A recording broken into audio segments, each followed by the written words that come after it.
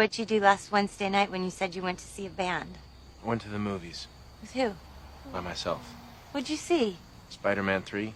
Why do you want to go by yourself? Why didn't you ask me to go?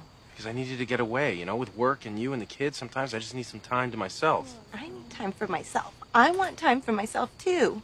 You're not the only one. It's not that big of a deal. I like Spider-Man. Okay, so let's see Spider-Man 3 next week.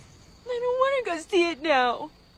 I don't want to have to ask you to ask me. I want you to just come up with it on your own. What? I don't even know what to say. What do you want me to do? You just think because you don't yell that you're not mean. But this is mean. I'm not being mean. I'm being honest. You're telling me I need to be honest. No, you're not. You're lying. I'm doing it because I need to keep my sanity a little bit. You know what? I don't want you at the house anymore. Okay? Shit, she's coming back.